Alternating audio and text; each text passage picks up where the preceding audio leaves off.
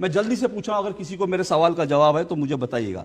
आप तो अशोक जी उत्तर प्रदेश के रहने वाले हैं। फतेहपुर में बावनी इमली का नाम सुना आपने?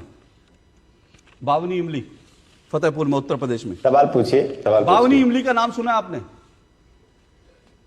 नहीं, उसके आगे सवाल पूछिए। मेरे सवाल में यही सवाल है, बावनी इमली का नाम किसकी? मैंने तो अभी पिछले हफ्ते बावनी इमली के बारे में जाना, मुझे भी नहीं पता था। आप जानते? नहीं जानते। निखिल जी आप जानते हैं बावनी इमली के बारे में?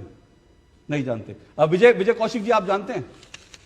नहीं जानते। नहीं, अब सुनिएगा, ये जो खड़गे जी दिन रात जो छाती ठोकते हैं ना, आजादी हमने दिलवाई, बावनी इमली जो है इस देश में नहीं जानते लोग, क्योंकि बच्चों को पढ़ाया नहीं गया बावनी इमली क्या है।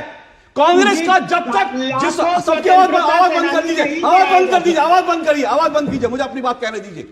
यही इस देश में हो रहा है। इस देश में जब किसी और स्वतंत्रता सेनानी की बात करो तो निखिल जैन जैसे लोग और कांग्रेस के जो लोग हैं वो इसी तरह से चिल्लाते हैं, क्योंकि उनको लगता है कि खानदान ने ही आजादी दिलवाई, एक खानदान ने, एक पार्टी ने दिलवाई।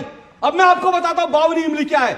आपको मालूम है एक साथ 52 लोगों को 28 अप्रैल 1858, जिस वक्त कांग्रेस का जन्म भी नहीं हुआ था, अंग्रेजों ने एक साथ 52 लोगों को एक पेड़ पर लटकाकर मार दिया था।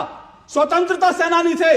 पूरे स्वतंत्रता संग्राम के इतिहास में, कांग्रेस के पूरे स्वतंत्रता संग्राम के इतिहास में कांग्रेस के 52 लोग फांसी पे नहीं चढ़े, लेकिन एक दिन 52 लोग फांसी पे चढ़े थे। और इतिहास की किताबों में और इस देश को यह बताया भी नहीं जाता कि एक दिन अंग्रेजों ने 52 क्रांतिकारियों को फांसी के तख्ते पे झुला दिया था और 1 महीने तक उनके शव लटके रहे थे। उनके शव को किसी को हाथ लगाने की इजाजत नहीं थी। इस देश में बावनी इमली के बारे में आप नहीं जानते, लेकिन आप नेहरू जी के नाम पर, इंदिरा जी के नाम पर, राजीव के नाम पर, इन सबके दर्शन के नाम पर दुनिया भर की चीजें। मैं इसलिए कह रहा हूं, ये जो भारत के स्वतंत्रता सेनानियों के साथ ये जो घोर अपराध हुआ है, गांधी नेहरू परिवार ने जो अपराध किया है, उसके कारण आज वो दावा नहीं कर सकते कि हम अम्बेडकर के बड़े भक्त हैं।